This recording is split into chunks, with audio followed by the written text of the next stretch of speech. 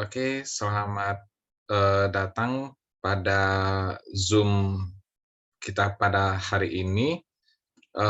Kita akan masuk nantinya di mata kuliah Sistem Informasi Manajemen. Oke,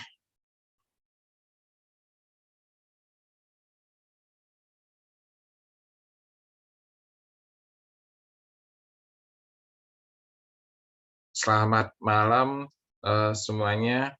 Kita pada malam hari ini ada materi Sistem Informasi Manajemen. Jadi nanti bagi mahasiswa silakan untuk bertanya mengenai mata kuliah kita pada kali ini.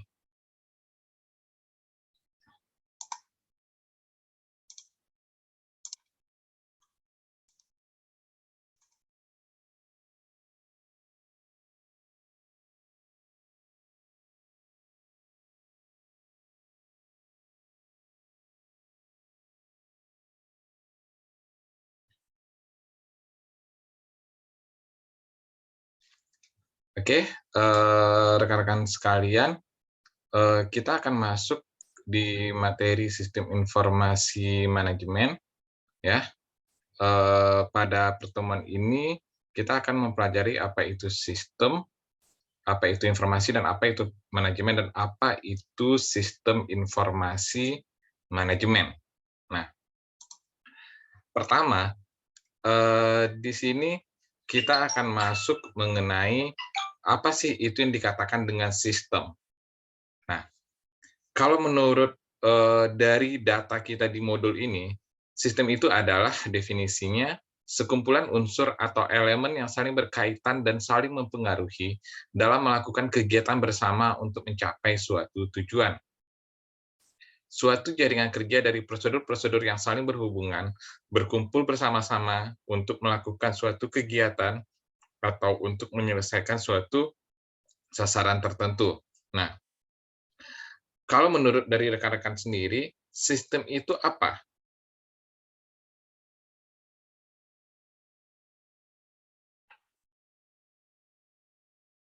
Silakan. Dari rekan-rekan, sistem itu apa ya?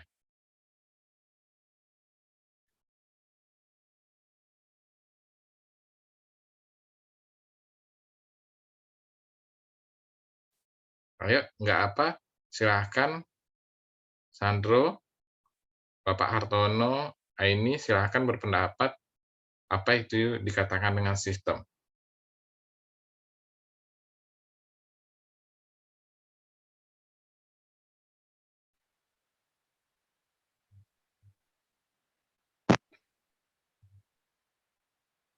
Ayo, Sandro. Sistem adalah konsep dasar yang terstruktural. Bagaimana? Konsep dasar yang terstruktural, Pak. Sistem, oke. Dari Pak Hartono, sistem itu apa kira-kira, Pak?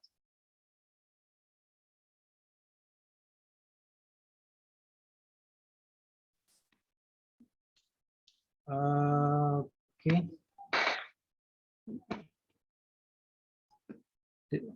Menurut saya,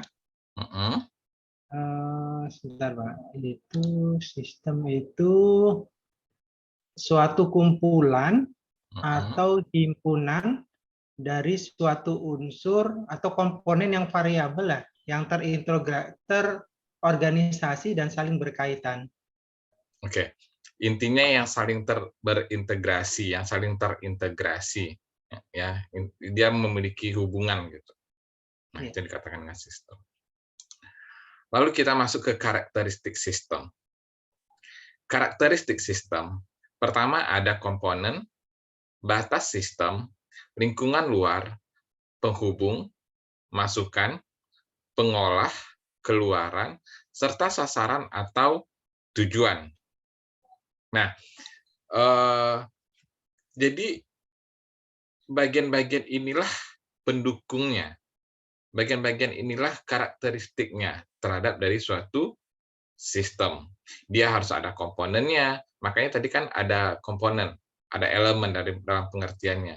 Lalu ada batasan sistemnya, batasan-batasan yang ada di dalam suatu sistem itu apa aja. Lalu ada ruang lingkupnya atau lingkungan luarnya itu apa aja sih yang mencakup dalam sistemnya. Lalu penghubung dari sistem itu apa, masukan dari sistem itu apa, pengolah, keluaran, dan sasaran. Kalau dalam logikanya, karakteristik sistem yang ini apakah karakteristik sistem untuk di ilmu komputer atau bisa digunakan sistem untuk di bidang lain, pengertian dari karakteristik sistem ini. Menurut Aini bagaimana?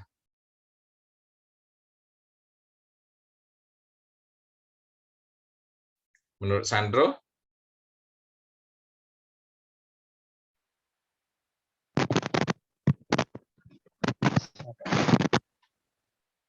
Bagaimana menurut Sandro? Apakah karakteristik sistem yang ada di modul kita saat sekarang ini, apakah hanya untuk sistem di ilmu komputer atau bisa di sistem di bidang lain? Menurut Sandro bisa, Pak. Kenapa bisa?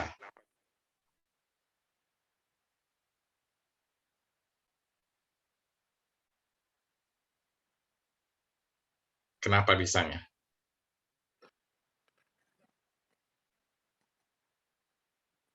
Ayo. Bagaimana Sandro?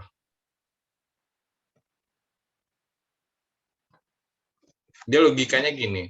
Jadi kan kalau dia di sistem itu kan kita adanya namanya sistem pencernaan aja deh logikanya. Kan ada komponen-komponen pencernaan kita. Lalu ada batasan sistem, lingkungan luarnya, penghubung, masukan, pengolah serta keluarannya. Ada kan? Bahkan sistem pencernaan, kita kan menyebutnya kan sistem pencernaan. Nah, berarti yang karakteristik sistem ini dia tidak hanya satu bidang. Nanti kalau terkadang orang berpikiran mentang-mentang kita belajarnya di ilmu komputer, kita mengatakan karakteristik sistem ini untuk ilmu komputer saja. Enggak, ini bisa untuk seluruh bidang ilmu. Ya. Nah, lalu kita masuk ke klasifikasi sistem. Nah, dalam mengklasifikasikan sistem, itu ada yang dinamakan dengan abstrak system dan physical system, natural system dan human-made system, deterministic system dan probabilistic system, closed system dan open system. Nah, lalu sistem komputer menurut perangkat lunaknya. Nah, untuk sistem software, sistem manajemen program, ada sistem support program, ada sistem development software, dan application software, yang mana ada general purpose programs and application specific programs. Nah, untuk hardware-nya atau perangkat kerasnya, itu ada CPU. Nah, saya ingin mengulik sedikit nih. CPU itu apa kepanjangannya, Pak Artono?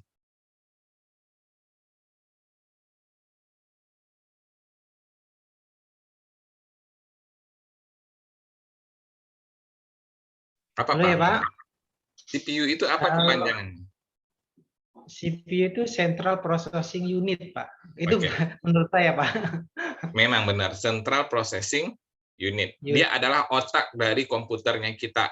Nah, jadi monitor itu kan hanya media penampilnya saja. Keyboard media untuk menginputkan datanya. Printer untuk media output-nya, mengeluarkan output-nya. Ya. Jadi kalau dulu mungkin orang berpikir otak dari komputer itu kalau dia nggak tahu bidang komputer, dia mengatakan monitor itulah otak komputernya. Semakin bagus monitor, mereka berpikiran semakin bagus komputernya. Padahal enggak. Bagus pun monitornya, tapi CPU-nya, speknya nggak bagus, ya nggak akan maksimal juga gitu. Nah, kita kan berpikiran mungkin dulunya mengatakan bahwa komputer itu dikatakan bagus kalau kita melihat monitornya bagus. Benar nggak kira-kira? Ada nggak pemahaman seperti itu dulunya? Ya kan? Nah, Lalu ada brandware. Nah, brandware ini adalah pengguna dari software, pengguna dari sistemnya.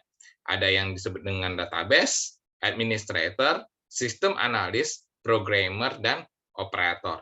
Nah, kita di S1 sistem informasi itu nantinya kita disebut dengan sistem analis. Ya, kita menjadi seorang sistem analis. Nah, ini ada gambaran hubungan antara hardware, software, dan brandware. Ada hubungan antara perangkat keras, perangkat lunak, serta penggunanya. Nah, di sini ada beberapa lingkaran-lingkaran yang mengatakan ada komputer hardware, sistem software, application software, dan brandware. Nah, jadi tiga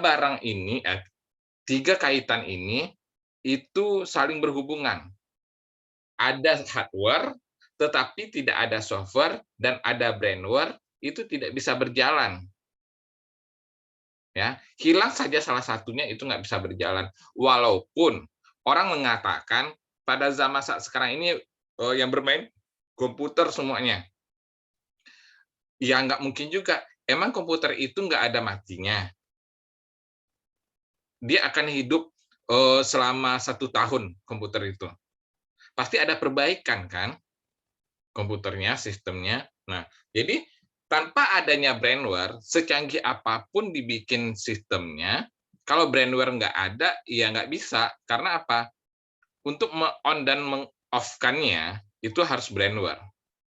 Makanya yang disebut ada operator. Gitu. Ya. Nah. Lalu kita masuk ke informasi. Ini menurut definisi dari R. McLeod.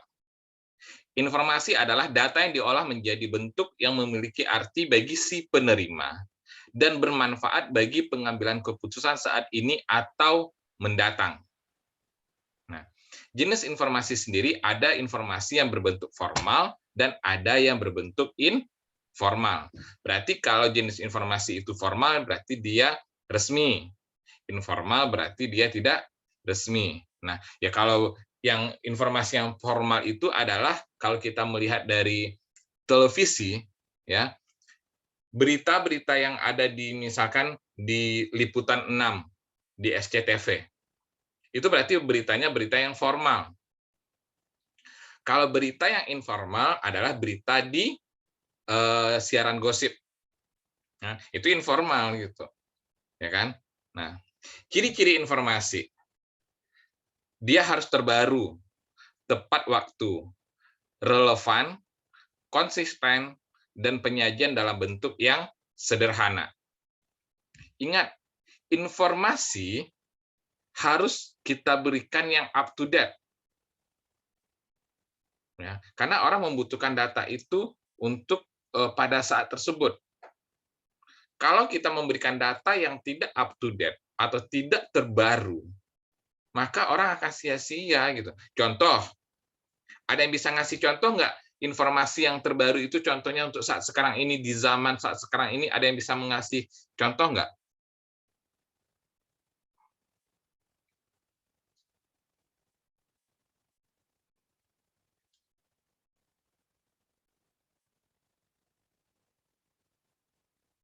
Ada yang bisa mengasih contoh?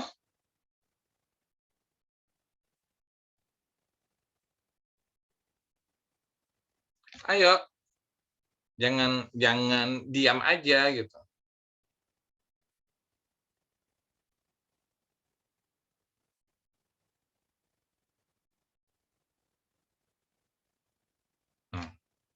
Ya, biasakan untuk aktif ya, jangan hanya menerima. Ya, kita di bangku kuliah, bukan di sekolah. Ya, kita harus aktif. Ya, salah satu contohnya itu seperti gini. Kalau data itu tidak terbaru, tidak up to date, ya nggak akan berguna bagi orang. Contoh, untuk bepergian menggunakan pesawat terbang, ya, untuk bepergian menggunakan pesawat terbang. kita kan sekarang harus melihat informasi, syaratnya apa, antigen atau PCR. Kalau data itu tidak up to date kita terima, tidak terbaru, bisa-bisa yang harusnya perjalanan kita itu menggunakan PCR, tetapi kita melakukan antigen, bisa lolos nggak kita? Enggak kan? Nah, makanya kita membutuhkan informasi itu, ciri-cirinya adalah yang terbaru. Contoh kemarin saya pergi dinas luar kota, ya saya melihat, harus saya lihat dulu tuh berita-berita di Instagram, di media sosial bandara-bandara tujuannya. Apakah ketentuan-ketentuan berangkatnya? Kita harus update data seperti itu. Untuk di zaman saat sekarang ini kita harus update seperti itu. Apalagi kita sebagai seorang IT. Data-data itu kita harus update. Kita harus melek dengan teknologi. Jangan kita menjadi orang terbelakang. Malah maju pula nanti orang di bidang ilmu lain daripada kita, kan kita malu. Kita harus terdepan. Ya. Nah, jadi hal-hal simpel seperti itu kita yang di depan. Jangan kita kalah dari orang. Ya. Makanya saya ingin di dalam kelas mahasiswa itu aktif. Ya. Mahasiswa itu harus bisa menyampaikan maksudnya. Nggak masalah salah pun kita perbaiki. Ya. Jadi ketika ditanya, ayo berikan tanggapannya, jangan hanya diam dan diam. Oke. Penggunaan informasi terbagi lagi ke dalam low level manager, middle level managers, dan top level managers.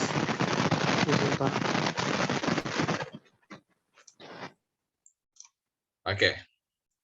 Informasi menurut pakar lainnya. Di sini menurut Gordon B. Davis, yaitu informasi adalah data yang diolah menjadi bentuk yang memiliki arti bagi si penerima dan bermanfaat bagi pengambilan keputusan saat ini atau mendatang. Benar nggak yang dikatakan oleh si Gordon ini mengenai contoh kasus kita untuk kita mencari informasi syarat-syarat penerbangan pada saat sekarang ini? Benar nggak yang dia katakan? Benar kan? Nah. Mau nanya, Pak. Ya, Sandro? Share screen Bapak nggak ke bawah dia, Pak. Oh, nggak ke bawah ya? Iya.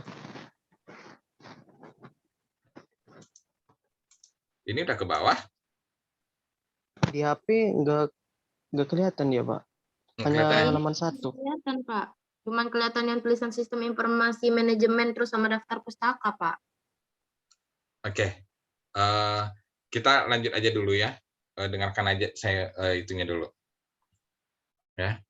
Nah, jadi kalau di dalam informasi ini, menurut si Gordon B. Davis ini kan dia sudah mengatakan bahwa hal seperti itu intinya harus yang bermanfaat. Nah, jadi kalau informasi itu tidak bermanfaat, ya kan tidak ada gunanya. Makanya kita harus mengambil keputusan itu untuk yang bermanfaat. Lalu apa sih hubungan dari data dan informasi? Nah, data itu bersifat objektif, ya, sangat bergantung bagi si penerimanya. Ya, seperti itu. Lalu sistem informasi. Definisinya adalah suatu sistem di dalam suatu organisasi yang mempertemukan kebutuhan pengolahan transaksi harian, mendukung operasi, bersifat manajerial, dan kegiatan strategi dari suatu organisasi dan menyediakan pihak luar tertentu dengan laporan-laporan yang diperlukan. Nah, menurut sistem informasi, menurut R. MacLeod, di sini dia mengatakan sistem informasi merupakan sistem yang mempunyai kemampuan untuk mengumpulkan informasi dari semua sumber dan menggunakan dari berbagai media untuk menampilkan informasi. Nah, konsep dasar sistem informasi. Maksudnya konsep dasar informasi. Di sini menurut Raymond MacLeod, dia menyatakan tentang informasi sebagai berikut. Informasi adalah data yang diolah menjadi bentuk yang memiliki arti bagi si penerima dan bermanfaat bagi pengambilan keputusan saat ini atau mendatang.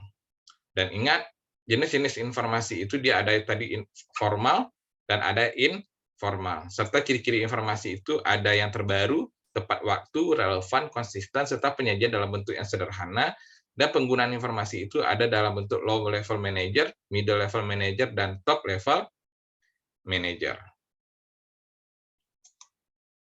Nah, untuk pada pertemuan ini, saya ingin bertanya kepada satu-satu rekan-rekan, ya, kita berinteraksi. Saya kembali lagi nih menanya ke Aini deh, ya, ke Aini. Nah, menurut Aini tadi kan dikatakan bahwa informasi itu harus yang terbaru, tepat waktu, serta relevan. Kalau Aini mendapatkan suatu informasi itu tidak tepat waktu, Aini sebagai penerima bagaimana responnya? Responnya pasti kayak merasa tidak update, padahal memang yang memberi informasi, misalnya gini, ada lowongan kerja untuk hari Senin, tapi dia nguploadnya di hari Selasa gitu, Pak. Dan ketika nanti Aini datang ke tempat yang disebutkan untuk melamar kerja, ternyata lowongannya sudah tutup, timbul rasa malu juga, Pak. Gitu, Pak. Oke. Pak Hartono.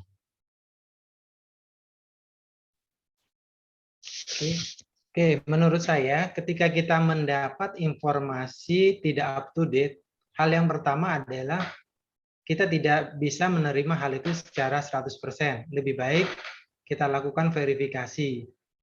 Jikalau informasinya melalui media, yang tertera alamat atau nomor telepon bisa kita pastikan untuk verifikasi. Jangan sampai apa yang disampaikan informasi yang seperti tadi, contohnya ada lamaran, ketika kita datang kita akan membawa tidak mencapai hasil. Lebih bagus kita verifikasi. Jadi ketika kita sudah mendapat informasi langsung melalui hotline atau melalui email yang ada, nah kita bisa langsung mengambil tindakan selanjutnya. Tetapi ketika kita tidak menemukan hal itu, berarti kita ada loss informasi, itu kita anggap informasi itu bukan terbaru, dan bisa kita lakukan searching di beberapa media yang bisa kita lakukan hotline, baik di Google, seperti Instagram, Facebook, apakah benar adanya informasi ini yang mengatakan seperti ini. Nah, itu salah satu bentuk info verifikasi yang akan kita lakukan. Menurut saya itu, Pak. Oke, terima kasih Bapak. Sandro. Ya Pak, menurut Sandro, apabila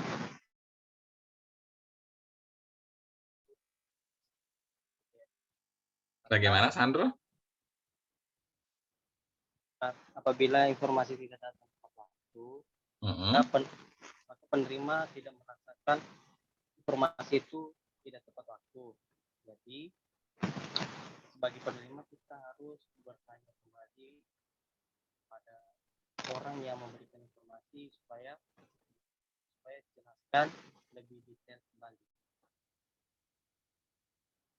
Oke. Nah, jadi itu rekan-rekan sekalian materi kita pada pertemuan kali ini, ya. Saya simpulkan bahwa untuk yang di dalam pengertian dari sistem dan informasi dan apa itu sistem informasi, kembali lagi sistem itu dia harus ada 3 komponen, ya, harus ada software, hardware, dan brainware. Kalau kita berbicara dalam konteks ilmu komputer, serta dalam untuk kata informasi, pengertiannya itu kita intinya harus, kalau informasi itu harus yang terbaru atau up to date, serta relevan dan terdepan. Ya, itu kata kuncinya gitu. Oke.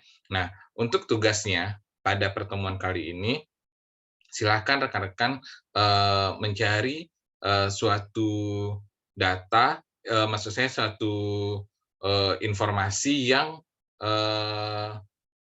benar-benar menjadi berguna bagi si penerimanya. Bagaimana rekan-rekan mendapatkan informasi tersebut lalu bisa memberikan kepada orang lain agar berguna bagi orang lain. Nah, tugasnya dibikin di Microsoft Office Word. Jangan lupa bikin nama dan NIM, lalu kirim ke WA saya saja. Ya. Pak, bisa lagi tadi putus-putus, Pak. Ya.